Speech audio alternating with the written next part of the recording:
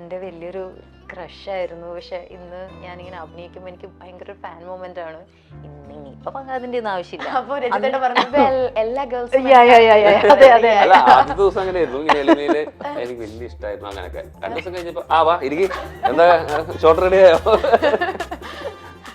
എന്താണ് എന്നോടൊന്നും ചോദിക്കല്ലേ ചോദിക്കല്ലേ, മറ്റാരും കാണാതെ എന്നോടെന്തോ മെല്ലെ ചൊല്ലാനില്ലേ, നിന്നെ കാണും നേരത്തേതോ മോഹം താനെ ചൂളം മൂടുന്നു. ഞാൻ സ്കൂളിൽ പഠിക്കുമ്പോ ഇറങ്ങി സിനിമയായിരുന്നു മയൂര. അതെ അതെ, ഞാൻ സ്കൂളിൽ പഠിക്കുന്ന സമയത്ത് ഇറങ്ങിയ പടം. അല്ല സ്കൂളിൽ പഠിക്കുന്നു പറഞ്ഞാൽ അന്നേ 20 വയസ്സൊക്കെ. എത്ര വർഷം സ്കൂളിൽ പഠിച്ചേ? ഞങ്ങൾ 7th ഒക്കെ ചെയ്യുമ്പോ മറ്റേ ചാക്കോച്ചൻ ഒരു ദിവസം വരുമ്പോ ഞാൻ ലിഫ്റ്റിൽ കൊട്ടിക്കൊണ്ടിരിക്കുക. ചാക്കോച്ചൻ എടാ ഇവിടെയും കൊട്ടുപോകുന്നു. പക്ഷെ ഒരിക്കലും ഞാൻ അന്ന് വിചാരിച്ചില്ല ഭാവിയിൽ ഞാൻ നയ്യായിട്ട് 500 വർക്ക് ചെയ്തു കുഴപ്പമില്ല. കുറച്ചുകൂടെ ഇറക്കാം കുറച്ചുകൂടെ രജിതേട്ടനെ ഒരു ഗുഡ് ക്വാളിറ്റി ഗുഡ് ക്വാളിറ്റി ആയിട്ട് ഫീൽ ചെയ്തത് അങ്ങനെ ഇത്ര ആലോചിക്കാൻ ഒന്നുമില്ലേ? നേരത്തെയും പറഞ്ഞായിരുന്നു വലിയ വലിയ ചൈൽഡ്ഹുഡ് ക്രഷ് എന്നൊക്കെ പറഞ്ഞു ഒറ്റ ക്വാളിറ്റി ഇല്ലാത്ത ആളായി മാറ്റി. ഗായത്രിയുടെ ഫേവറേറ്റ് ആക്ടർ അറിയോ? ചൈൽഡ്ഹുഡിൽ ഞാൻ അപ്പൊ ഞാൻ സംസാരിച്ച കംഫർട്ട് സോണിൽ എത്തിക്കഴിഞ്ഞാൽ പിന്നെ സംസാരിക്കലാണ്. അപ്പൊ അത് കാരണം ഇപ്പൊ അവർക്ക് ശല്യമാണ്. ആ ഒരു ലെവലിലേക്ക് ഇപ്പം വളർച്ച ഉണ്ട്. നല്ല വളർച്ച ശല്യാവുന്നത് അല്ലേ? നല്ല വളർച്ച. ഹാർവിയോറ the exclusive collection of adenium plants. ഇനി നിങ്ങളുടെ വീടിന്റെ അകത്തളങ്ങളിൽ ഹാർവിയോറ അഡീനിയം പ്ലാന്റ്സ് പുഷ്പിച്ചു നിൽക്കും. വെബ്സൈറ്റ് വഴി ഓർഡർ ചെയ്ത് കഴിഞ്ഞാൽ ഇന്ത്യയിൽ എവിടെയും ഫ്രഷ് ആയി ഞങ്ങൾ അഡീനിയം പ്ലാന്റ് നിങ്ങളുടെ വീട്ടിൽ എത്തിച്ചു തരും. കൂടുതൽ വിവരങ്ങൾക്കായി ഹാർവിയോറ വെബ്സൈറ്റ് സന്ദർശിക്കുക.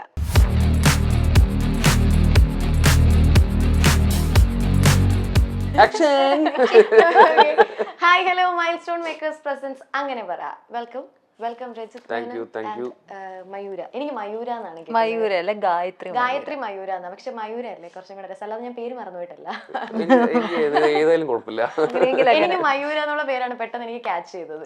എല്ലാവർക്കും ക്യാച്ച് ചെയ്യുന്നു മയൂര. മയൂരയാണല്ലേ? ഓക്കെ. എന്തോ മയൂര. രജിതേട്ടൻ എന്താ വിളിക്കുന്നത്? ഞാൻ ഗായത്രി വിളിക്കുന്നത്. ഓക്കെ. അപ്പൊ എന്തായാലും സിക്കാഡ മൂവിയുടെ പ്രൊമോഷന്റെ ഭാഗമായിട്ടാണ് നമ്മൾ 3 പേരും ഇവിടെ ഇരിക്കുന്നത്. അപ്പോ എന്താണ് സത്യം പറഞ്ഞ ഈ സിക്കാഡ എന്ന് പറഞ്ഞപ്പോൾ നമ്മൾ ഇങ്ങോട്ട് വരുന്നതിന് മുമ്പ് ഒരു ഹോംവർക്ക് ചെയ്യണമല്ലോ. അതിന്റെ ഭാഗമായി ഞാനൊന്ന് ഗൂഗിളിൽ അടിച്ചു നോക്കിയപ്പോഴേ എനിക്ക് ഫസ്റ്റ് ഒരു ഇംഗ്ലീഷ് മൂവിയാ വന്നേ. അപ്പൊ അപ്പൊ സിക്കാഡ എന്ന് വെച്ചാൽ എന്താ മീനിങ്? സിക്കാഡ എന്ന് പറയുന്നത് ആക്ച്വലി ചീവീട് എന്നാണ് അർത്ഥം. അത് ചീവീടില്ലേ, അതെന്ത് ഹിന്ദി നെയിമാണോ സിക്കാഡ? അല്ല, അതായത് ചീവീഡിന്റെ ബയോളജിക്കൽ നെയിമാണ്. ഓക്കെ, ചീവീട് അറിയില്ലേ? എങ്ങനെ ഭയങ്കര അതന്നെ. അപ്പൊ ചീവീഡിന്റെ ബയോളജിക്കൽ നെയിമാണ് സിക്കാഡ എന്ന് പറയുന്നത്. ആ ഒരു ബയോളജിക്കൽ നെയിമാണ് അത് ആക്ച്വലി. അപ്പൊ അതാണ് ആക്ച്വലി സിനിമയുടെ ടൈറ്റിൽ, സിക്കാഡ. സോ ചീവീട് ആക്ച്വലി അത് എന്തുകൊണ്ടാണെന്ന് ചോദിച്ചു കഴിഞ്ഞാൽ, ഇപ്പൊ നമ്മളൊരു ഫോറസ്റ്റ്, ഒരു കാട്ടിലേക്ക് പോവുകയാണെങ്കിൽ നമുക്ക് ആക്ച്വലി ചീവീടിന്റെ ശബ്ദം ഭയങ്കര ഇറിറ്റേഷൻ ആയിരിക്കും അല്ലെ? കാരണം ഭയങ്കര ഒരു ബുദ്ധിമുട്ടായിരിക്കും. ബുദ്ധിമുട്ടാണ്. പക്ഷെ അതേ സമയത്ത് നമുക്ക് ഇപ്പൊ അത് ഇറിറ്റേഷൻ കാരണം നമ്മൾ തള്ളി മാറ്റോ എന്തെങ്കിലുമൊക്കെ ചെയ്ത് പോയിന്ന് വിചാരിക്കുക, ഭയങ്കര ലോൺലിനെസ് ആയിരിക്കും. കാരണം വേറെ ശബ്ദമൊന്നും ഉണ്ടാവില്ല. ജസ്റ്റ് ഈ മറ്റേ എനങ്ങണേന്റെ ശബ്ദമോ കാര്യങ്ങളോ അല്ലാതെ വേറെ ഭയങ്കര സൈലൻസ് ആയിരിക്കും. അത് നമ്മളെ പേടിപ്പെടുത്തും. അപ്പൊ ഒരേ സമയം ആക്ച്വലി പറഞ്ഞാൽ ചീവീടിന്റെ ശബ്ദം നമുക്ക് ഇറിറ്റേഷനും ആണ്, അറ്റ് ദ സെയിം ടൈം അത് ഇല്ലെങ്കിൽ ബുദ്ധിമുട്ടുമാണ്. പോസിറ്റീവ് ആൻഡ് നെഗറ്റീവ് ആണ്. സോ ആക്ച്വലി അത് തന്നെയാണ് ആക്ച്വലി സിക്കാഡ എന്ന് പറയുന്ന സിനിമയിൽ ഇപ്പൊ ഞാൻ ചെയ്യുന്ന കഥാപാത്രമായ ജോ എന്ന് പറയുന്ന ആളുടെ പ്രശ്നവും. അദ്ദേഹം നല്ലവനാണോ ചോദിച്ചാൽ നല്ലവനാണ്, അറ്റ് ദ സെയിം ടൈം അയാൾക്ക് പ്രശ്നങ്ങളുണ്ടോ ചോദിച്ചാൽ പ്രശ്നങ്ങളുണ്ട്. അതായത് നായക കഥാപാത്രം നെഗറ്റീവ് അല്ല, പക്ഷെ ഈ കഥാപാത്രത്തിന് ഒരുപാട് നെഗറ്റീവ്സ് ഉണ്ട്. അതാണ് പ്രശ്നം. അപ്പൊ അതിൽ എന്തൊക്കെയാണ് നെഗറ്റീവ്സ്, എന്തൊക്കെയാണ് അദ്ദേഹം അതെ സിനിമ കാണുമ്പോഴേ മനസ്സിലാവുള്ളൂ. പിന്നെ സിക്കാഡ എന്ന് പറയുന്ന ചീവീട് ഇതിൽ അഭിനയിച്ചിട്ടുണ്ട്. ഇതിലൊരു കഥാപാത്രമാണ്. അപ്പൊ സിക്കാഡ മാത്രല്ല, പാമ്പ് അല്ലെങ്കിൽ അങ്ങനത്തെ ഒരുപാട് വൈൽഡ് ലൈഫ് ആനിമൽസ് ഇതിന്റെ ഭാഗമാണ്. പിന്നെ പ്രകൃതിക്ക് ഒരു വലിയൊരു ഇമ്പോർട്ടൻസ്. ഇല്ല, ഗായത്രി അങ്ങനെയാ വന്നേ. അതെ, ഞങ്ങൾക്ക് എല്ലാവരും കിട്ടിയില്ലായിരുന്നു പെർമിഷന്റെ പ്രശ്നം. അപ്പൊ ഗായത്രി വിളിച്ചു. അപ്പൊ ഞാൻ ഗായത്രിയിലൊക്കെ ഒരു ഇച്ചിരി നേരം നമുക്ക് കുട്ടിയോട് സംസാരിച്ചാൽ. പിന്നെന്താ സംസാരിക്കട്ടെ. അപ്പൊ ഗായത്രി മയൂര, ഞാൻ ഗായത്രി മയൂര എന്നാണ് പേര്. എനിക്ക് മയൂര എന്നാണ് എന്റെ വായിൽ വരുന്നത്, അതുകൊണ്ട് ഞാൻ അങ്ങനെ വിളിക്കുകയാണ്. അപ്പൊ മയൂരയുടെ ക്യാരക്ടർ എന്താണ്? എൻ്റെ ക്യാരക്ടറിന്റെ പേര് മേഘ എന്നാണ്. ഭയങ്കര ഒരു പവർഫുൾ ക്യാരക്ടറാണ് ശരിക്കും പറഞ്ഞല്ല. മേഘ മേഘ റെപ്രസെന്റ്സ് ഒരു വുമൺ എംപവർമെന്റ് എന്ന് പറയുന്ന ഒരു സംഭവം, ഒരു കോൺസെപ്റ്റും കൂടെ അത് റെപ്രസെന്റ് ചെയ്യുന്നുണ്ട് ശരിക്കും ഈ ക്യാരക്ടർ. രണ്ട് ആക്ടിവിസ്റ്റ് ആണോ അങ്ങനെ എന്തെങ്കിലും ആണോ? ആക്ടിവിസ്റ്റ് അങ്ങനെ അല്ല ഞാൻ പറയുന്നത്. അതിന്റെ ഒരു ടോട്ടൽ ഒരു അതിപ്പം നിങ്ങൾ പടം കാണുമ്പോൾ നിങ്ങൾക്ക് എന്തായാലും മനസ്സിലാവും. ആക്റ്റീവായി മാറും. അതെ, അങ്ങനെ ഒരുപാട് ആക്റ്റീവ് ആവും. ഞാൻ വല്ലാതെ ആക്റ്റീവ് ആവും. അത് അതിൽ വരും. അത് നിങ്ങൾക്ക് കാണുമ്പോൾ മനസ്സിലാവും. അതുകൊണ്ട് എനിക്ക് കൂടുതലായിട്ട് അതിനെക്കുറിച്ച് പറയാൻ പറ്റില്ല. So Megha is A very powerful character. And പല രീതിയിൽ ഞാനൊരു വിക്ടിം ആകുന്നുണ്ട്. ചില പ്രത്യേക സാഹചര്യങ്ങളിൽ ഞാൻ വിക്ടിം ആകുന്നു. പിന്നെ അതിൽ നിന്ന് തരണം ചെയ്ത് ഞാൻ പുറത്തു വരുന്നു. അതുകൊണ്ടാണ് ഞാൻ ആ ഒരു പവർഫുൾനെസ് പറഞ്ഞത്. ക്യാരക്ടർ ബോൾഡ് ആണ് എന്ന് പറഞ്ഞതിന്റെ റീസൺ അതാണ്. മയൂര ഈ കാട്ടിൽ ഫോറസ്റ്റിന്റെ സീനിലൊക്കെ മയൂര ഉണ്ടായിരുന്നോ? സീക്വൻസിൽ അങ്ങനെ എന്റെ പ്രസൻസ് ഇല്ല. എനിക്ക് കൂടുതൽ ലൊക്കേഷൻ ഉണ്ടായിരുന്നത് കൊച്ചിൻ, ബാംഗ്ലൂർ ഒക്കെയാണ്. പിന്നെ ഒരു ചെറിയൊരു പോർഷൻ വാഗമണില് നമ്മള് ചെറിയൊരു ചീറ്റ് ചെയ്ത് നമ്മള് അങ്ങനെ എടുത്തു. പക്ഷെ കാട് ഏറ്റവും കൂടുതലും കേറി ഇറങ്ങിയത് ഈ വ്യക്തിയാണ്. രജിതേട്ടന് പൊതുവെ ഇങ്ങനെ അഡ്വഞ്ചർ ആയിട്ടുള്ള കാര്യങ്ങൾ ഇഷ്ടമാണ്? അതൊക്കെ എനിക്ക് ഇഷ്ടമാണ്. പൊതുവെ എനിക്ക് ഇഷ്ടമാണ്, പക്ഷെ ഇതത്ര ഇഷ്ടമായില്ല. ഇത് കുറച്ച് അഡ്വഞ്ചർ കൂടി അല്ല, ഇത് ഞങ്ങൾ എന്താ പറയുക, ഒരേ മനസ്സോടെ അങ്ങ് ഇറങ്ങി സിനിമയ്ക്ക്. അപ്പൊ ഒരേ ടീം വർക്ക് ആയിട്ട് അങ്ങ് ഇറങ്ങി. 4 മണിയാകുമ്പോൾ തുടങ്ങും. ഞങ്ങൾ എണീക്കും. 4 മണിക്കാകുമ്പോൾ എണീറ്റ പിന്നെ ഒരു കാട്ടിലേക്ക് ഒരു 6 മണിക്ക് എത്തിക്കഴിഞ്ഞാൽ പിന്നെ ഒരു 2-2.5 കിലോമീറ്ററോളം കാട്ടിൽ പോയിട്ടാണ് ഷൂട്ടൊക്കെ. അപ്പൊ പിന്നെ നമ്മള് കാറ് നിർത്തി കഴിഞ്ഞാൽ പിന്നെ അവിടെ നിന്ന് അങ്ങോട്ട് ഒരേ മനസ്സാണ്. അപ്പൊ പിന്നെ എല്ലാം ചുമക്കലും പിടിക്കലും ഒക്കെ ആയിട്ട് നമ്മൾ അങ്ങ് ഇറങ്ങി നടക്കുകയാണ്. പിന്നെ ഓരോ ഫ്രെയിമിങ് അങ്ങനെ എങ്ങനെയായിട്ട് പോകും. അപ്പൊ ഇത്രയും വർഷം എന്താ പറയാ സിനിമയിൽ ഉണ്ടായിരുന്ന ഒരു സീനിയർ ആർട്ടിസ്റ്റ് ആണെന്നുള്ള വിലയൊന്നും ഉണ്ടായിരുന്നില്ല. എല്ലാരും എടുക്കും. നമ്മളവിടെ നല്ലോണം പണിയെടുക്കലായിരുന്നു. പക്ഷെ ഇറ്റ് വാസ് നൈസ്. മറ്റേ അതിലിപ്പോ നമുക്ക് അങ്ങനെ പ്രശ്നമൊന്നുമില്ല. കാരണം നമ്മളെല്ലാവരും ഇപ്പൊ ഇതൊക്കെ ഒരു ഫൺ സൈഡിൽ പറഞ്ഞാലും അല്ല, കാരണം ഇതെല്ലാം നമ്മളെല്ലാവരും ഒരേ മനസ്സോടുകൂടി passion of the cinema, mean for the passion of സിനിമയാണ് നമ്മൾ ചെയ്യുന്നത്. അപ്പൊ നാച്ചുറലി നമുക്ക് സന്തോഷമുള്ളൂ.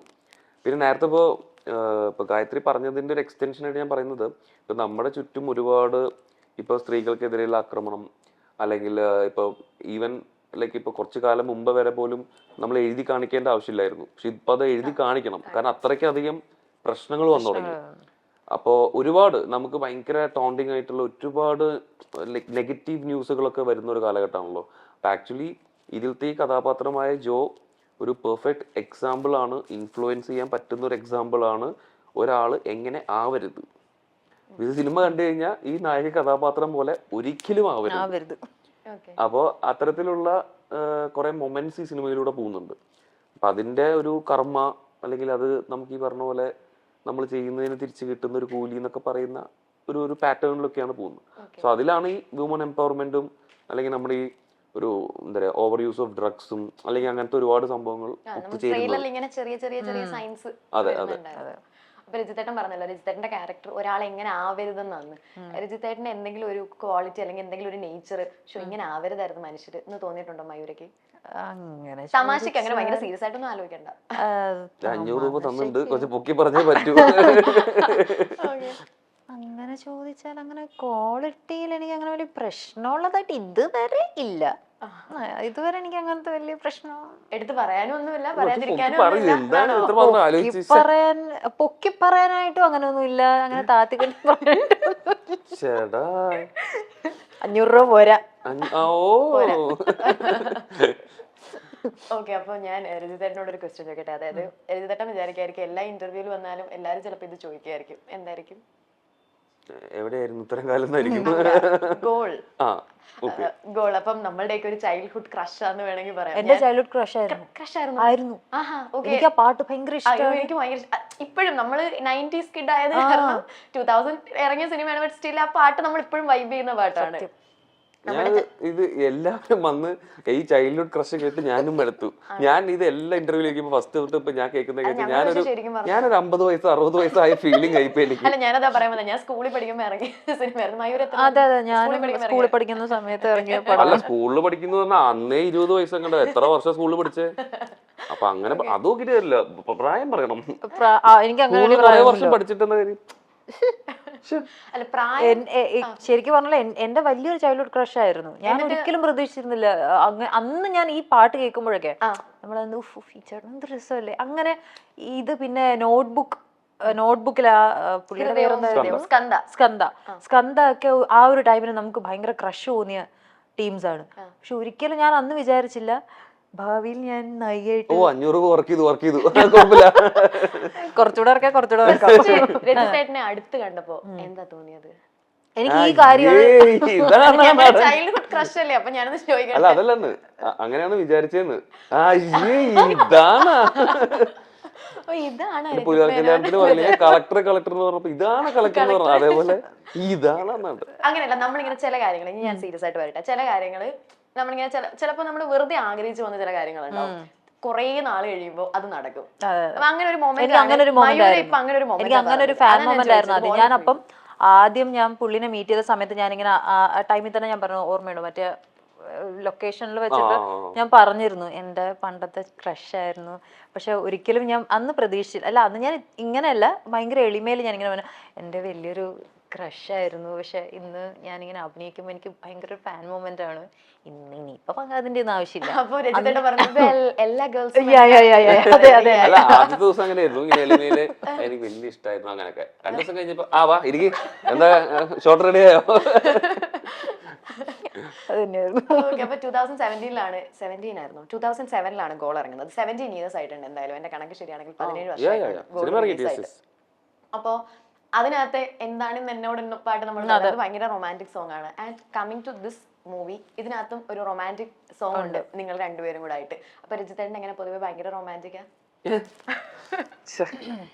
എന്തോ ഞാൻ അല്ല ഇതിൽ ആക്ച്വലി 6 പാട്ടുകളുണ്ട്. പക്ഷേ ആക്ച്വലി നിങ്ങളുടെ കോമ്പിനേഷനിൽ വരുന്ന സോങ് നല്ല രസമുണ്ട്. നല്ല ആക്ച്വലി ഈ സിനിമയില് ലൈക്ക് മൊത്തം 4 ഭാഷകളിലായിട്ട് 24 പാട്ടുകളുണ്ട്.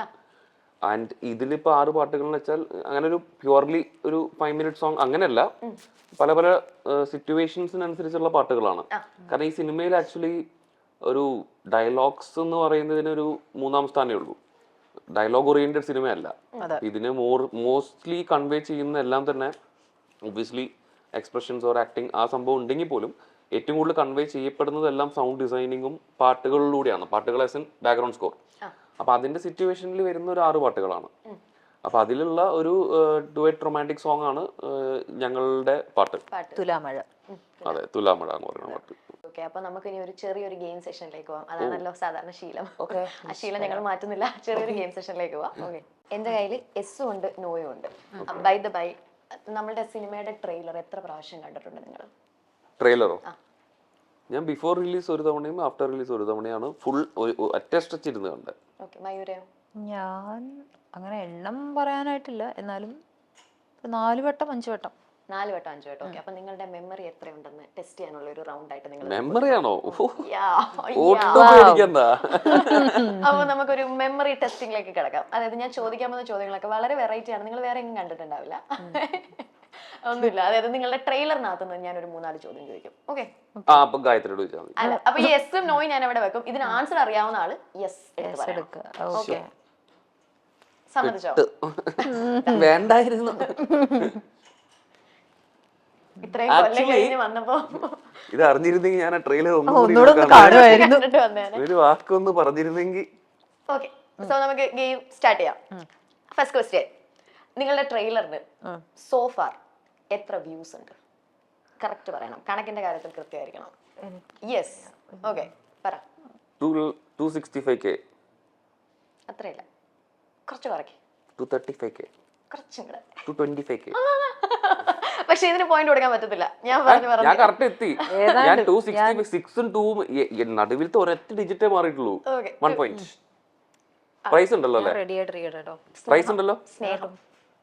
സ്നേഹം മാത്രമേ ഉള്ളൂ. ഓക്കെ, അപ്പൊ 225K. ഓക്കെ, അടുത്ത ക്വസ്റ്റ്യൻ. നമ്മുടെ ട്രെയിലറിനകത്ത് ഇങ്ങനെ എഴുതി കാണിക്കുമല്ലോ, ഓരോന്നോരോന്ന് ഇടയ്ക്ക് ഓരോ സംഭവങ്ങൾ എഴുതി കാണിക്കില്ല. ടെക്നിക്കലി അതിന് പറയുന്ന പേരെന്താന്ന് എനിക്ക് അറിയത്തില്ല. അപ്പൊ ഇസ് ഇറ്റ് എ മിത്ത് എന്ന് കാണിക്കുന്നു. അത് കഴിഞ്ഞിട്ട് കുറച്ച് ഷോർട്സ്, അത് കഴിഞ്ഞിട്ട് എഴുതി ഇത്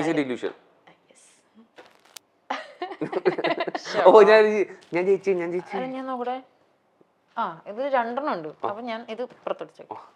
ഓക്കെ, അടുത്തത് സിമ്പിളാ. നമുക്ക് വേണമെങ്കിൽ ഗായത്രിക്ക് ഒരു ചാൻസ് കൊടുത്താലോ? നമ്മുടെ ട്രെയിലറിൽ തേനീച്ച വന്ന് കുത്തുന്നത് ആരെ? അതിലെല്ലാം കുത്തുന്നതല്ലേ, എല്ലാം ഉണ്ടായില്ലേ? പറഞ്ഞു വിട്ടതായിരുന്നോ? അതിൽ ഞാൻ പറഞ്ഞില്ലേ നേരത്തെ, സിക്കാഡ, ചീവീട്, മറ്റേ പാമ്പ്, അട്ട. പാമ്പ് കുത്തിയോ? അല്ല, പാമ്പുണ്ട്, അട്ട, പട്ടി, പോത്ത്, ഇവര് ഇങ്ങനെ എല്ലാവരും ഉണ്ട്. ആനിമൽസ്, ഈ ആനിമൽസ് എല്ലാവരും അറ്റാക്കിങ് തന്നെയാണ്. ഞാൻ ഇടയ്ക്ക് വെച്ച് ചോദിക്കാൻ മറന്നുപോയി, ഇത് ഷൂട്ട് ചെയ്ത സമയത്ത് എന്തെങ്കിലും ഇഞ്ചുറി പറ്റുമോ, അല്ലെങ്കിൽ ഒരു അഡ്വഞ്ചറസ് ആയിട്ട് ഓർത്തിരിക്കുന്ന ഒരു കാര്യം എന്താ? Part and parcel of the life ആയിരുന്നു. കണ്ടിന്യൂറ്റി ആയി. പിന്നെ ശരിക്കും ഓർത്തിരിക്കുന്ന ഒരു സംഭവം എന്താ, ഒരു അഡ്വഞ്ചറസ് ആയിട്ട് അതിനകത്ത് വന്നത്? അല്ല, അങ്ങനല്ല, ത്രൂ ഔട്ട് അങ്ങനെ തന്നെ ആയിരുന്നു മൊത്തത്തില്. അപ്പൊ ഞാൻ പറഞ്ഞ ലൈക്ക് അങ്ങനെ ഒരു അപകടം സംഭവിക്കുക അങ്ങനെയൊന്നും ഉണ്ടായിട്ടില്ല. പക്ഷെ നമുക്ക് ഈ ചെറിയ ചെറിയ മുറിവുകളും കാര്യങ്ങളൊക്കെ ത്രൂ ഔട്ട് ഉണ്ടായിരുന്നു. ആണോ? എന്തെങ്കിലും ഒരു ഷോട്ട് പറഞ്ഞു കഴിഞ്ഞപ്പോ ഇതെനിക്ക് കുറച്ച് റിസ്ക് അല്ലേ, അല്ലെങ്കിൽ അങ്ങനെ തോന്നിയിട്ടില്ല? ഇല്ല, അതാ സിനിമ കാണുമ്പോ മനസ്സിലാവും. മിക്ക ഷോട്ട്സും കണ്ടാൽ മനസ്സിലാവും. ഡ്യൂപ്പില്ല, അതല്ലേ? അല്ല, സിനിമ കാണുമ്പോ മനസ്സിലാവും പറഞ്ഞപ്പോ ഇല്ലില്ല, അതില് കുറച്ച് പേടി ഉണ്ടായിരുന്നു ശരിക്കും പറയാച്ചാല്. മറ്റേ പോത്തിന്റെ കൂടെയായിരുന്നു. കാരണം പോത്ത് ഒരു ജൈജാന്റിക് ഫിഗർ ആണ്, എന്നുവെച്ചാൽ ഭയങ്കര ഹ്യൂജ് ആണ്. അപ്പൊ ആ പോത്തിനെ മാത്രം ലൈക്ക് എങ്ങാനും കൈ മീൻസ് രണ്ടുപേരും ഒബ്വിയസ്ലി പിടിച്ചിട്ടൊക്കെയാണ് വരുന്നതൊക്കെ. അത് മാത്രം എങ്ങാനും മറ്റേ അതും ഞാനിങ്ങനെ ലൈക്ക് ഫേസ് ടു ഫേസ് ഷോട്ടൊക്കെ ഉണ്ട്. അപ്പൊ ആ സമയത്ത് മാത്രം ദൈവമേ പിടിവിടരുത്, പിടിവിട്ട. കാരണം തൊട്ടടുത്ത് ലൈക്ക് ഈ ഡിസ്റ്റൻസിലാണ് നിൽക്കണേ, ലൈക്ക് ഈ ഒരു ഡിസ്റ്റൻസിൽ നമ്മൾ ക്ലോസ് മറ്റേ റിയാക്ഷൻസും സജഷനും ഒക്കെ ആയിട്ട്. അപ്പോൾ എന്താ പറയുക, അതുപോലെ മറ്റേ രണ്ടുപേരുടെ ഒരു 2 ഷോട്ടൊക്കെ ഉണ്ട്. അപ്പോൾ അതിൽ വളരെ അടുത്ത് നിൽക്കണം, അപ്പോഴേ അതിൻ്റെ ഒരു ഫീല് കിട്ടുള്ളൂ. അപ്പോൾ ആ സമയത്ത് ഒബ്വിയസ്ലി സേഫാണ്, ഞാൻ സേഫ് തന്നെയാണ്. കാരണം കയറൊക്കെ വെച്ചിട്ട് തന്നെയാണ് പിടിച്ചിരിക്കുന്നത്. പക്ഷേ കയറെങ്ങാനും വിട്ടുപോകരുത് ദൈവമേ, കാരണം തൊട്ടടുത്ത് ഒരു മൂവ്മെന്റിൽ എന്നെ കിട്ടും. അപ്പൊ അത് അങ്ങനത്തെ പേടിക്കുന്ന കുറച്ച് പരിപാടികൾ ഉണ്ടായിരുന്നു മാത്രമേ ഉള്ളൂ.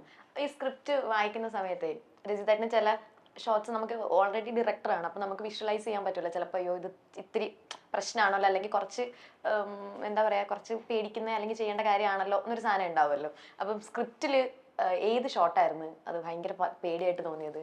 ഇല്ല, എനിക്ക് പൊതുവേ ഇതിൽ കംപ്ലീറ്റ്ലി ഞാൻ പറഞ്ഞില്ല, എൻ്റെ ഇതുവരെ ഞാൻ ചെയ്യാത്ത എന്തൊക്കെയാണ് അതൊക്കെ ഇതിലുണ്ട്. അപ്പൊ ഞാൻ ആദ്യമേ വിചാരിച്ചതാണ് ലൈക്ക് ഇതിലൊന്നും ഞാൻ ചോദിക്കാൻ പോകുന്നില്ല. കാരണം എല്ലാം എനിക്ക് പുതിയ സംഭവങ്ങളാണ്. ഇൻ ദ സെൻസ് എല്ലാം ഞാൻ ഇതുവരെ ചെയ്യാത്തതാണ്. സോ അത് ഞാൻ ഡയറക്ടറെ ഫോളോ ചെയ്യാൻ മാത്രമേ ചെയ്തിട്ടുള്ളൂ. ഓക്കെ, അപ്പൊ നമുക്ക് അടുത്തത്, അതിനകത്ത് നമ്മുടെ ട്രെയിലറിനകത്ത് ചേട്ടൻ ഒരു തെറി പറയുന്നുണ്ട് നമ്മുടെ ട്രെയിലറിനകത്ത്. അപ്പൊ കയ്യിലിട്ടിരുന്ന റിങ്ങിനകത്ത് സ്റ്റോണിന്റെ കളർ എന്താ? I guess red. റെഡ് ആയിരുന്നോ? അത് കണ്ടിട്ട് ഒരു ഗ്രീൻ പോലെ ഉണ്ടായിരുന്നു. ബ്ലൂ ആൻസർ അറിയില്ല. ഗ്രീൻ ഓർ റെഡ് ബ്ലൂ, അത് ഏകദേശം അറിയാൻ പറ്റാത്ത ഒരു കളർ. അങ്ങനെ എന്തോ ആയിരുന്നു. അങ്ങനെ പോയിന്റ് ഇല്ല, സമാധാനം. 1/2 മാർക്ക് കൊടുക്കാം. ഇതെന്ത് ചുമ്മാ 1/2 മാർക്കോ? ഓക്കെ, അപ്പോ നമുക്ക് അടുത്തതായിട്ട് ഞാൻ ഗായത്രിയോട് ഒരു ക്വസ്റ്റ്യൻ ചോദിക്കുകയാണ്. അപ്പൊ ഗായത്രി പറയുന്ന ആൻസർ ശരിയാണെന്നുണ്ടെങ്കിൽ രജിതേട്ടനെ എസ് കാണിച്ചു. ഓക്കെ, രജിതേട്ടനെ ഒരു ഗുഡ് ക്വാളിറ്റി ഗായത്രിക്ക് തോന്നിയിട്ടുള്ളൂ. എനിക്ക് തോന്നിയ ഗുഡ് ക്വാളിറ്റി രജിത്തിന്റെ എനിക്ക് ഗുഡ് ക്വാളിറ്റി ആയിട്ട് ഫീൽ ചെയ്തത് അങ്ങനെ നേരത്തെയും പറഞ്ഞായിരുന്നു വലിയ കാര്യമായിട്ടൊന്നുമില്ല, വലിയ ചൈൽഡ്ഹുഡ് ക്രഷ് എന്നൊക്കെ പറഞ്ഞു ഒറ്റ ക്വാളിറ്റി ഇല്ലാത്ത ആളായി മാറ്റി. അങ്ങനെ ഗുഡ് ക്വാളിറ്റി എന്ന് പറയുമ്പോൾ എന്നെ ഭയങ്കരമായിട്ട് കംഫർട്ട് ചെയ്തു. ഞാൻ പറഞ്ഞില്ല, എനിക്ക് ഫസ്റ്റ് ഡേ ഒക്കെ പോയ സമയത്ത് നമ്മൾ എത്രയൊക്കെ പറഞ്ഞാലും പുള്ളി എനിക്കൊരു ഫാൻ മൊമെന്റ് ഉണ്ടായി. പിന്നെ എനിക്ക് അപ്പം തന്നെ ഒരു പേടിയും ഉണ്ടായി. ആ ഒരു പോയിന്റിൽ ഞാനൊരു കുറച്ചുകൂടെ സീനിയർ ആയിട്ടുള്ള ഒരു ആർട്ടിസ്റ്റിന്റെ കൂടെയാണ് വർക്ക് ചെയ്യുന്നത് എന്നുള്ളൊരു സാധനം അടിച്ചപ്പോൾ ഞാനൊന്ന് പതറി. പിന്നെ എനിക്ക് എനിക്ക് തോന്നുന്നു ഫസ്റ്റ് ഡേ തന്നെ ഞങ്ങൾ തമ്മിലുള്ളൊരു ഇന്റിമേറ്റ് ക്ലോസ് ആയിട്ടുള്ള ഒരു സാധനമാണ് എടുത്തത്. എൻ്റെ കയ്യിൽ നിന്ന് മൊത്തത്തിൽ പോയി. അപ്പോൾ അത് ഇങ്ങനെ എനിക്ക് എക്സിക്യൂട്ട് ചെയ്യണം എന്നുള്ളത് മൈൻഡിൽ കൂടെ പോകുന്നില്ല, ലൈക്ക് കംപ്ലീറ്റ്ലി ബ്ലാങ്ക് ആയി. പക്ഷെ എന്നെ എന്താ പറയുക, അത് വളരെ വളരെ കാഷ്വലായിട്ട് ഇരുത്തി കാര്യങ്ങൾ പറഞ്ഞു തന്ന് എനിക്ക് ആ ഒരു കംഫോർട്ട്, ആ ഒരു സ്പേസ് ക്രിയേറ്റ് ചെയ്ത് തന്ന് എന്നെ ഇതിലേക്ക് അങ്ങ് കൊണ്ടുവന്നു. 500 രൂപയ്ക്ക് കുട്ടി ഒരു പാരഗ്രാഫ് പറഞ്ഞു. അതെ, 500 രൂപ. ഓ, താങ്ക് യു. യെസ്, കറക്റ്റ് ആണോ? വരുന്ന ആക്ടേഴ്സിനെ കംഫർട്ട് ആക്കാറുണ്ടോ നമ്മുടെ ഓപ്പോസിറ്റ്? അല്ല, അതില് യെസ് ഒന്നെടുത്ത് പൊക്കി കാണിക്കും. അല്ല, അതല്ല, ഞാനത് ഇതായിട്ട് പറയുന്നല്ല. ദാറ്റ് സി നമ്മളങ്ങനെ കംഫർട്ട് ആക്കുക എന്നുള്ള സംഭവമൊന്നുമില്ല. നമ്മൾ അങ്ങനെയാണ് പൊതുവെ. ഇൻ ദ സെൻസ് നമുക്ക്. പക്ഷെ ഞാൻ ഇതിനോട് യോജിക്കുന്നുണ്ട് കേട്ടോ. ഞാൻ ഇത്തിരി ലേറ്റ് ആയി, പക്ഷെ രജിതേട്ടൻ വന്നപ്പോ തന്നെ കുഴപ്പമില്ല എന്ന് പറഞ്ഞു കഴിഞ്ഞപ്പോ എനിക്കൊരു സമാധാനമായി. അല്ല, നമുക്ക് ഇതൊക്കെ എല്ലാം നമുക്കിപ്പോ ഞാൻ പറയുന്നത് ഇപ്പോ XY or Z എന്ത് റീസൺസും ആയിക്കോട്ടെ, ഇപ്പോ നമ്മൾ ഒരുമിച്ച് ഇപ്പോൾ എന്തെങ്കിലും ഒരു വർക്ക്, ഇപ്പോൾ നമ്മൾ ഒരുമിച്ച് ഇൻ്റർവ്യൂ ചെയ്യുന്നു അല്ലെങ്കിൽ നമ്മൾ ഒരുമിച്ച് വർക്ക് ചെയ്യുന്നു, നമ്മളിത് ഏറ്റവും നല്ല രീതിയിൽ ഔട്ട്പുട്ട് ഉണ്ടാക്കുക എന്നുള്ളത് മാത്രമേ ഉള്ളൂ. അതിലിപ്പോൾ നമുക്ക് വേറെ ഒരു പ്രശ്നമില്ല. മറ്റേ ഇപ്പൊ എന്താ പറയുക, പറഞ്ഞ ഗായത്രിനെ ഞാൻ അങ്ങനെ വാണ്ടഡ്ലി ഞാൻ പോയിട്ട് കംഫർട്ട് സോൺ ആക്കുക അങ്ങനെയൊന്നുമല്ല. ഗായത്രിക്ക് കുറച്ച് നെർവസ്നെസ് ഇല്ല, ഉണ്ടായിരുന്നു. എനിക്ക് നെർവസ്നെസ് മാത്രമല്ല, എനിക്ക് ഇതിൽ വർക്കൗട്ട് ആവാത്തൊരു കാര്യം, എനിക്ക് റൊമാൻസ് വരുന്നത് വലിയ പാടായിരുന്നു. സീരിയസ്ലി ഒരുപാടധികം അങ്ങനെ ഈ പറയുന്ന പോലെ ഈ റൊമാൻറ്റിക് ആയിട്ട് അഭിനയിക്കുക, ഈ നോക്കുക, അങ്ങനെയുള്ള സാധനങ്ങളൊക്കെ ഉണ്ടല്ലോ. ആ സാധനം എനിക്ക് കുറച്ച് റൂഡ് സാധനങ്ങളൊക്കെ എനിക്ക് വളരെ ഈസി ആയിട്ട് പെട്ടെന്ന് വരും. ആ സാധനങ്ങൾ വരും. പക്ഷെ റൊമാൻറ്റിക് ആയിട്ട് നോക്കുക, റൊമാൻസ് ഇങ്ങനെ അഭിനയിക്കുക എന്നൊക്കെ വന്നപ്പോൾ എൻ്റെ കയ്യിൽ നിന്ന് പോയി. അപ്പൊ ആ സമയത്ത് എനിക്ക് ശരിക്കും പറഞ്ഞാൽ ഭയങ്കര സപ്പോർട്ടായിരുന്നു. അത് ഞാൻ സീരിയസ്ലി അല്ലല്ല ഞാൻ പറഞ്ഞതെന്ന് വെച്ചാല് ലൈക്ക് അപ്പൊ ആ സമയത്ത് നമ്മള് കംഫർട്ട് സോൺ എന്ന് പറഞ്ഞാൽ ലൈക്ക് നമ്മുടെയും കൂടി എന്താ പറയാ, നമ്മൾ കാരണം ഒരു പ്രശ്നം ഉണ്ടാവരുത്, അത്രേ ഉള്ളൂ. ഇൻ ദ സെൻസ് ഇപ്പൊ നമ്മളിപ്പോ ഞാൻ എന്റെ സീനിയേഴ്സിനൊപ്പം അഭിനയിക്കുമ്പോൾ എനിക്കറിയാലോ, ഞാനും ഈ പറഞ്ഞ സെയിം സിറ്റുവേഷനിലാണ്. അപ്പൊ അവര് നമ്മളെ കംഫർട്ട് ആക്കുന്ന ഒരു രീതി ഉണ്ടല്ലോ, അത്രേ ഉള്ളൂ. അപ്പൊ അതൊരു എക്സ്ട്രാ സംഭവം ഞാൻ ചെയ്യുന്നൊന്നല്ല എന്ന് പറയായിരുന്നു. ഓക്കെ, അങ്ങനെയാണെങ്കിൽ നമ്മളുടെ ഗായത്രി മയൂരയുടെ ഒരു ഗുഡ് ക്വാളിറ്റി. ഗായത്രി ആക്ച്വലി എന്താ മൾട്ടി ടാലന്റഡ് ആണ്, പാട്ട് പാടും, അങ്ങനെയുള്ള കുറെ പോസിറ്റീവ് ക്വാളിറ്റീസ് ഫോർ സിനിമ ഉണ്ട്. പിന്നെ മറ്റേ ഗായത്രിയുടെ ഒരു ഗുഡ് ക്വാളിറ്റി ഈ പറഞ്ഞ പോലെ ഇപ്പൊ ഗായത്രി പറഞ്ഞ ഈ ഒരു ടെൻഷൻ, റൊമാൻസ് വരില്ല, ഇതൊക്കെ ഉണ്ടല്ലോ. അപ്പൊ ഇത് ആക്ച്വലി ഞങ്ങളുടെ സെക്കൻഡ് ലോക്ക്ഡൌണിന്റെ ഇടയ്ക്ക്, അതായത് അതിന് മുമ്പ് തുടങ്ങി. സെക്കൻഡ് ലോക്ക്ഡൌൺ സമയത്ത് ഈ പറഞ്ഞ പോലെ ബ്രേക്ക് ഉണ്ടായിരുന്നു, പിന്നെയാണ് വീണ്ടും ഷൂട്ടൊക്കെ തുടങ്ങിയത്. പക്ഷേ നമ്മൾ ഈ സെക്കൻഡ് സ്കെഡ്യൂൾ പോകുമ്പോൾ ആദ്യത്തെ സ്കെഡ്യൂളിൽ കണ്ട ഗായത്രിയെ അല്ലായിരുന്നു. ഞാൻ ഗായത്രിയോട് തന്നെ പറഞ്ഞു, ഇത് ആദ്യത്തെ സ്കെഡ്യൂളിൽ ഭയങ്കര പേടിയും ഈ പറഞ്ഞ ഭയങ്കര ഒരു ബുദ്ധിമുട്ടും അല്ലെങ്കിൽ അങ്ങനത്തെ ഒരു റൊമാൻസ് വരില്ല, അങ്ങനത്തെ ഉള്ള സംഭവങ്ങളൊക്കെ ഉള്ള ഗായത്രിയിൽ നിന്ന് സെക്കൻഡ് സ്കെഡ്യൂൾ വരുമ്പോൾ ഗായത്രി തന്നെ ഒരു എഫേർട്ട് എടുത്തു എന്നാണ് ഞാൻ മനസ്സിലാക്കുന്നത്. കാരണം ഭയങ്കര like you know everything like anything four cinema എന്നുള്ള രീതിയിൽ ഭയങ്കര എന്താ പറയുക കൂളായിട്ടായിരുന്നു പിന്നെ എല്ലാം ചെയ്തുകൊണ്ടിരുന്നത്, like any form of expression. അപ്പൊ അതെനിക്ക് തോന്നുന്നു ഭയങ്കര നല്ലൊരു പോസിറ്റീവ് ക്വാളിറ്റിയാണ്. കാരണം ഒരു പക്ഷെ അന്ന് ഗായത്രിക്ക് മനസ്സിലായിട്ടുണ്ടാവും ദാറ്റ് ഓക്കെ എന്നെ കൊണ്ട് ഇത് പറ്റുന്നില്ല, so I have to work on this. അപ്പൊ അങ്ങനെ വർക്ക് ചെയ്ത് വന്നു എന്നാണ് ഞാൻ മനസ്സിലാക്കുന്നത്. സോ അതൊക്കെ നല്ലൊരു ഹാർഡ് വർക്കിംഗ് ക്വാളിറ്റി നല്ലതാണ്. എനിക്ക് പൈസ തന്നിട്ടില്ല കേട്ടോ, എന്നിട്ട് ഞാൻ പൊക്കി പറഞ്ഞു. രജിതേട്ടന്റെ ഒരു ബാഡ് ക്വാളിറ്റി പറ. ബാഡ് ക്വാളിറ്റി എന്ന് ഇപ്പം പറഞ്ഞു കഴിഞ്ഞാൽ അങ്ങനെ ഭയങ്കര സീരിയസ് ആയിട്ടല്ല ഞാൻ പറഞ്ഞത്. ഇപ്പൊ നമുക്ക് എന്തെങ്കിലും പറഞ്ഞില്ല, ഇപ്പൊ എന്റെ ഒരു ബാഡ് ക്വാളിറ്റി ചോദിച്ചു കഴിഞ്ഞാൽ ഞാൻ ആരെങ്കിലും വിളിച്ചാൽ എനിക്ക് ഫോൺ എടുക്കാൻ ഭയങ്കര ബുദ്ധിമുട്ടാണ്, എനിക്ക് മെസ്സേജ് അയച്ചായിരിക്കും, അങ്ങനെയൊക്കെ എന്തെങ്കിലും ഉണ്ടാവില്ല, അതാണ് ചോദിച്ചത്. എന്റെ കൊട്ടായിരിക്കും ചിലപ്പോ. അത് ഒരു മെയിൻ ഒരു സംഭവമാണ്. അത് ബാഡ് ക്വാളിറ്റി അല്ല ആക്ച്വലി. ഫൺ സംഭവമായിട്ട് പറയുകയാണെന്നുണ്ടെങ്കിൽ രജിത്ത് എവിടെ പോയിരുന്നാലും ഒരു 2 മിനിറ്റ് പോലും ഇങ്ങനെ ഇരുന്ന് കഴിഞ്ഞാൽ ആള് ഈ സാധനങ്ങൾ തുടങ്ങും, ഇങ്ങനെ ഒരു കൊട്ട് തുടങ്ങാന്ന് പറഞ്ഞാൽ അടിപൊളിയായിട്ട് ചെയ്യും. നമ്മള് അന്തം വിട്ടു ആ രീതിയിൽ പുള്ളി അത് ചെയ്യും. അത് ബാഡ് ക്വാളിറ്റി അല്ല, ഇറ്റ്സ് എ ഗുഡ് വൺ. ചില സമയത്ത് ചിലപ്പോ ചില ആൾക്കാർക്ക് ചിലപ്പോ ചില സമയത്ത് അത് എനിക്കാണെങ്കിൽ ഇൻവോളണ്ടറിയാ, ഇത് അങ്ങനെ അറിയാതെ വരും കുട്ടൊക്കെ. ഞാൻ ഇപ്പൊ വെറുതെ ഇരുന്നാലും ഞാൻ ഇങ്ങനെ കൊട്ടിക്കൊണ്ടിരിക്കും. അപ്പൊ അത് ആക്ച്വലി എനിക്ക് തന്നെ ഇപ്പൊ എന്റെ ഫാമിലി തന്നെ പറയാറുണ്ട്, ഇങ്ങനെ ഇന്ന സ്ഥലത്ത് പോവാണ്, കൊട്ടരുത്. എന്താ പറയാ, ഞങ്ങൾ സെവൻസ് ഒക്കെ ചെയ്യുമ്പോ മറ്റേ ചാക്കോച്ചൻ ഒരു ദിവസം വരുമ്പോ ഞാൻ ലിഫ്റ്റിൽ കൊട്ടിക്കൊണ്ടിരിക്കുക, ചാക്കോച്ചൻ എടാ ഇവിടെയും കൊട്ടുപോകണോ ചോദിച്ചു. നമ്മളുടെ ഗെയിമിൽ സഹകരിച്ച നിങ്ങൾക്ക് രണ്ടുപേർക്കും താങ്ക് യു സോ മച്ച്. അല്ല ഞാനാ ജയിച്ചേ, എനിക്ക് പ്രൈസ് എന്തെങ്കിലും തരും, സ്നേഹം വേണ്ട. ചൈൽഡ്ഹുഡ് ക്രഷ് അല്ലായിരുന്നോ ഞങ്ങളുടെ? എല്ലാം പോയി. ഓക്കെ, അപ്പൊ രജിതേട്ടൻ നേരത്തെ പറഞ്ഞിട്ടോ ആര് കണ്ടാലും പറയും ചൈൽഡ്ഹുഡ് ക്രഷ് ആയിരുന്നു ഒന്നും. അയ്യോ അങ്ങനെയൊന്നുമല്ല ഞാൻ പറഞ്ഞേ, ആര് പറഞ്ഞ മറ്റേ ഏജിന്റെ കാര്യം പറയുന്നു ഞാൻ പറഞ്ഞേ. പൊതുവെ പറയൂല, കാണുമ്പോ നമുക്കൊരു പ്രത്യേകിച്ച് ഞങ്ങളുടെ പ്രായത്തിലുള്ള പെൺപിള്ളേർക്ക് ഒരു എക്സൈറ്റ്മെന്റ് ഉണ്ടാവും ചേട്ടനെ കണ്ടു കഴിയുമ്പോൾ. ബിക്കോസ് ആ പാട്ടെന്ന് പറയുമ്പോൾ ആ സമയത്ത് അത്രയ്ക്ക് നല്ല ട്രെൻഡിങ് പാട്ടാണ്. സ്റ്റിൽ ഞാൻ നേരത്തെ പറഞ്ഞ പോലെ നമ്മൾ വൈബ് ചെയ്യുന്ന ഒരു സോങ്. അപ്പൊ ഇങ്ങനെ ആൾക്കാർ എല്ലാ പരിപാടികളാണ് ഇപ്പൊ ചെയ്തുകൊണ്ടിരിക്കുന്നത്, ഇതിനൊന്നും ഞാൻ ഉത്തരവാദിയല്ല. അല്ല, അപ്പൊ നമ്മളിങ്ങനെ ആരെങ്കിലും വന്നിട്ട് ഇന്ന സോങ്ങിൽ ഇന്ന ആക്ടർ അല്ലേ നമ്മൾ ഭയങ്കര ക്രഷ് ആയിരുന്നു, അല്ലെങ്കിൽ ഞങ്ങളുടെ ചൈൽഡ്ഹുഡ് ക്രഷ് ആയിരുന്നു എന്നൊക്കെ പറയുമ്പോൾ ചേട്ടാ ഞാൻ സീരിയസ്ലി ഞാൻ ചോദിക്കാം ചേട്ടാ വാട്ട് യു ഫീൽ? കാരണം ആ സിനിമ അത്രയ്ക്ക് നമുക്കൊരു ട്രേഡ് മാർക്ക് ഉണ്ടാക്കി. എന്നെ സംബന്ധിച്ചിടത്തോളം എനി ആക്ടർ അല്ലെങ്കിൽ എനി ടെക്നീഷ്യൻസ് ആയിക്കോട്ടെ, ആരാണെങ്കിലും ആയിക്കോട്ടെ, എസ്പെഷ്യലി ഫോർ ആക്ടേഴ്സ്, നമുക്ക് നമ്മുടെ cinema career is going in A good way എന്നുള്ളതിന്റെ ഏറ്റവും വലിയ ബൈ പ്രോഡക്റ്റ് ആണ് റെക്കഗ്നിഷൻ. സോ റെക്കഗ്നിഷൻ എന്ന് പറയുന്നത് നമ്മളെല്ലാവർക്കും, ഇപ്പം എന്നെ അറ്റ്ലീസ്റ്റ് എനിക്കെങ്കിലും എനിക്ക് ഒരു പ്രശ്നവുമില്ല, എനിക്ക് റെക്കഗ്നൈസ് ചെയ്യുകയാണെങ്കിൽ സന്തോഷം, റെക്കഗ്നൈസ് ഇനിയും ചെയ്യപ്പെടാനായിട്ടുള്ള എന്താ പറയുക പ്രവൃത്തികളും അല്ലെങ്കിൽ എന്താ പറയുക കഠിനാധ്വാനം അതൊക്കെ തന്നെയാണ് നമ്മൾ ചെയ്തുകൊണ്ടിരിക്കുന്നത്. സോ നാച്ചുറലി റെക്കഗ്നേഷൻ എന്ന് പറയുന്നത് എപ്പോഴും എല്ലാവർക്കും ആവശ്യമുള്ള ഒരു കാര്യം തന്നെയാണ്. സന്തോഷം മാത്രമേ ഉള്ളൂ. ഗായത്രി പാട്ട് പാടും എന്ന് പറഞ്ഞില്ലേ, ഞങ്ങൾക്ക് പാട്ട് പാടിത്തരുമോ? ഈ പാട്ട് പാടിത്തരാം, എന്താണെന്ന് എന്നോട്.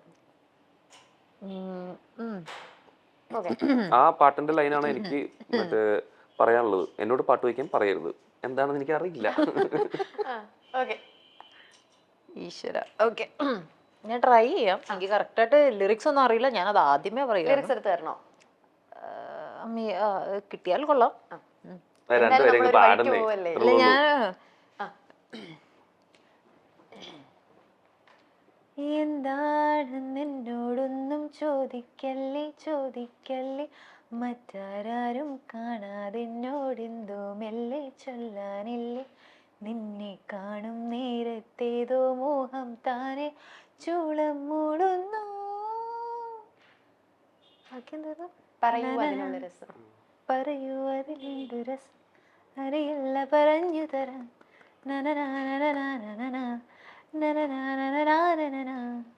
അടിപൊളി, താങ്ക് യു സോ മച്ച്.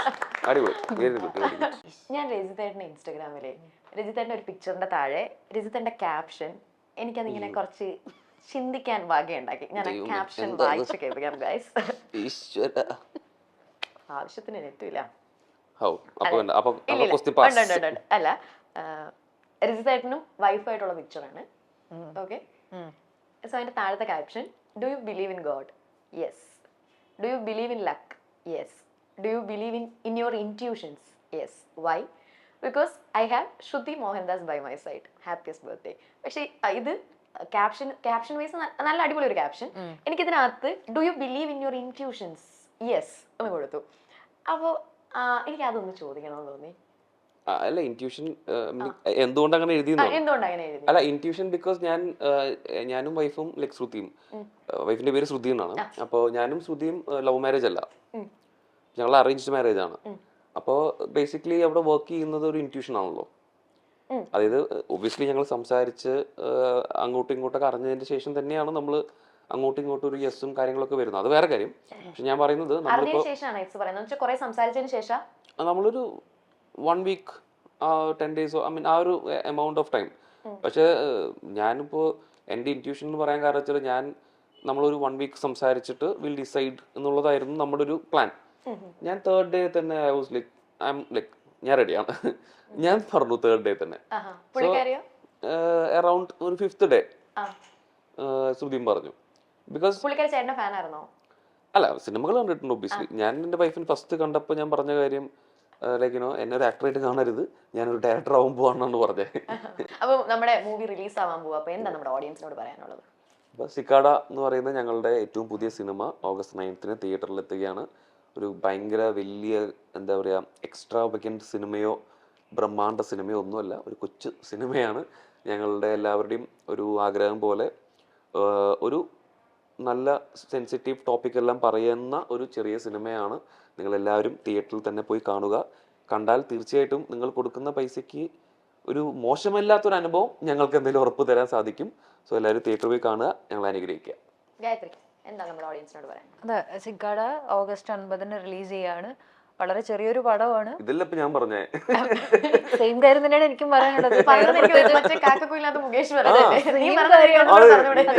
എനിക്കും സെയിം കാര്യം തന്നെയാണ് പറയാനുള്ളത്. സിക്കാഡ ഒരു ചെറിയ പടമാണ്, പക്ഷെ ഒരുപാട് ഇതുപോലുള്ള കണ്ടന്റ്സ്, സെൻസിറ്റീവ് ആയിട്ടുള്ള കണ്ടന്റ്സ് അതിൻ്റെ കൂടെ പറഞ്ഞു പോകുന്നുണ്ട്. എന്തായാലും പടം നിങ്ങൾ എല്ലാവരും തിയേറ്ററിൽ പോയി തന്നെ മസ്റ്റായിട്ടും കാണുക. തിയേറ്ററിൽ തന്നെ കാണണം. കാരണം ഇല്ല, കാരണം അങ്ങനെയുള്ള ഒരു വിഷ്വൽ ട്രീറ്റ്, പിന്നെ ഈ പറയുന്ന പോലെ മ്യൂസിക്കും ബാക്കി കാര്യങ്ങളും എല്ലാം ഒരുപാടുണ്ട്. അപ്പം അത് മസ്റ്റായിട്ട് തിയേറ്റർ വാച്ച് ആണ് എന്ന് തന്നെ ഞാൻ ഉറപ്പിച്ച് പറയും. സോ കാണുക, അനുഗ്രഹിക്കുക. നിങ്ങളുടെയൊക്കെ പ്രേയേഴ്സ് ഞങ്ങളുടെ കൂടെ വേണം. Thank you. രജിതേട്ടാ, ഞാൻ അതുപോലെ ചോദിക്കട്ടെ, നമ്മുടെ ഗോൾഡിന്റെ കാര്യം ചോദിച്ചപ്പോൾ ഒരു കാര്യം പറയാൻ മറന്നു. അതിനകത്തെ ഹീറോയിൻ അക്ഷയായിട്ട് കോൺടാക്ട് ഉണ്ടോ? പുള്ളിക്കാരുടെ കല്യാണം അല്ലായിരുന്നോ കുറച്ച് മുമ്പ്? സ്റ്റിൽ ഇൻ ടച്ച് ആണോ? ഞങ്ങൾ ആക്ച്വലി തമിഴിൽ ഒരു സിനിമ അഭിനയിച്ചു ഒരുമിച്ച്. ലൈക്ക് എന്റെ പേരായിട്ടല്ല, പക്ഷെ ഞങ്ങൾ അഭിനയിച്ചു ഈ അടുത്ത് ഒരു 6 months ബാക്ക്. കല്യാണത്തിന് വിളിച്ചായിരുന്നോ? വിളിച്ചിട്ടുണ്ടായിരുന്നു. പോയോ? ഇല്ല, പോകാൻ പറ്റില്ല. മുംബൈയിലായിരുന്നു, പോകാൻ പറ്റില്ല. ഓക്കെ, ശരി. അപ്പൊ എന്തായാലും thank you so much Rajith, and all the best നിങ്ങൾക്ക് രണ്ടുപേർക്കും. Thank you so much.